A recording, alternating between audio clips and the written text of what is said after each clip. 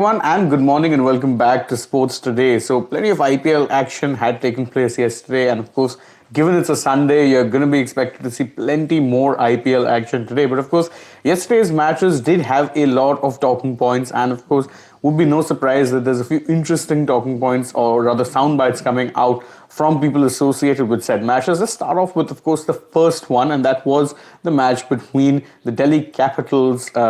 They are and the Rajasthan Royals. Now, unfortunately for Delhi, they have now got a rather envious record of having played three matches and having lost three matches on the trot as well. It's not a good time to be a Delhi Capitals fan because, well, it doesn't really look like they are, in fact, going to be making a run right now as things stands for the playoff. Of course, still early days, but 3 out of 3 losses doesn't really look good. And one of the key reasons why a lot of them have been struggling, this team have been struggling, is due to the struggles of the openers. In particular, as you saw, Prithvi Shaw and David Warner both played very contrasting innings.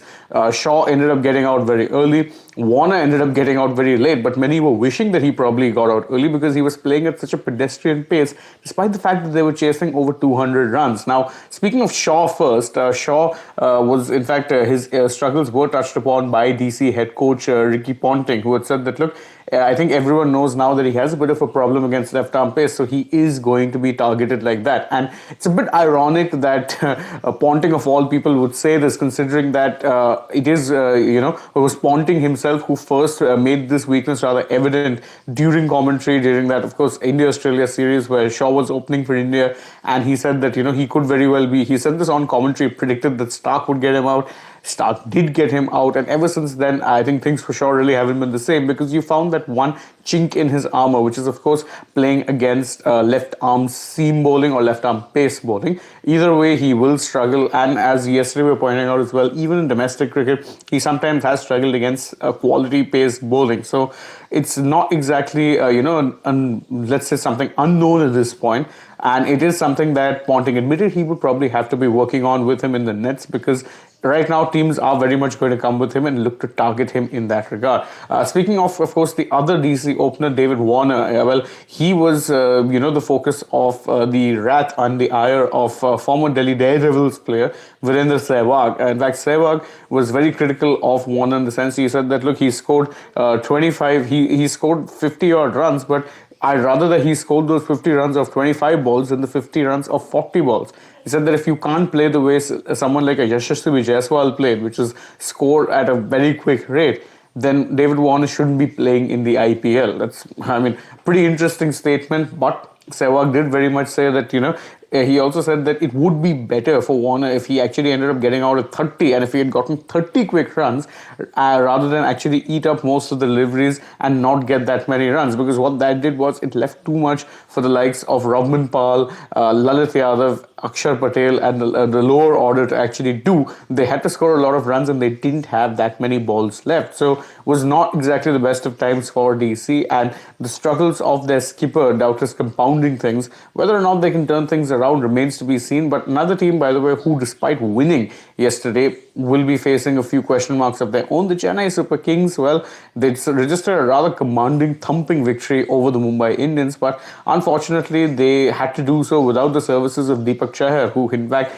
bowled the first over but then left the field thereafter because he was feeling discomfort in his hamstring. Now, former CSK legend Suresh Raina, who was on commentary duties for the digital streaming service, which is of course broadcasting IPL games, he said that it looks like Deepak Chahar is going to be out for at least 4-5 games because there's going to be a lot of travel involved. A lot of CSK's next games are road games, and so it would make no sense to be keeping him with the squad. Might very well be out of contention for at least 4-5 games. Now, this is just the latest in a long line of injury struggles that Deepak Chahar has been having. Unfortunately, really, he's had some really poor luck with injuries. He missed the entirety of last year's IPL due to it. This time around too, when he came into the IPL, he hadn't been playing much cricket, and he's a quality bowler for sure, but unfortunately or otherwise he just seems to pick up a number of injuries that isn't getting any easier for him. Hopefully, if you're a CSK fan, you'd be thinking let it only be for maybe a couple of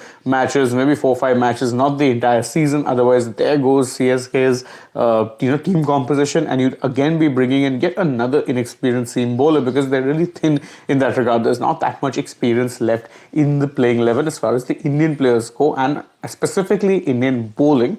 Now, switching our focus from the world of the IPL to the world of football, there were some interesting results in the Premier League yesterday, but one that wasn't a surprise was Manchester City, currently competing for the title, beating relegation struggler Southampton 4-1. What was interesting about that match, though, was that Erling Haaland, man who's made goal scoring such a habit at this point, ended up scoring a rather spectacular bicycle kick to take his tally for the season to 30 Premier League goals. We'll be doing a separate video on him today, later on in the day, and the kind of records that he's broken. It's been a fantastic run for him. Debut season in England, and he could very well be breaking plenty of records more come the next few games.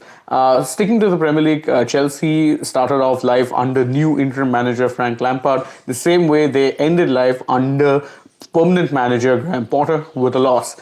Wolverhampton Wanderers came, they scored 1 goal, they locked up, and they went away with all the 3 points. That really is all she wrote as far as the Chelsea team are concerned.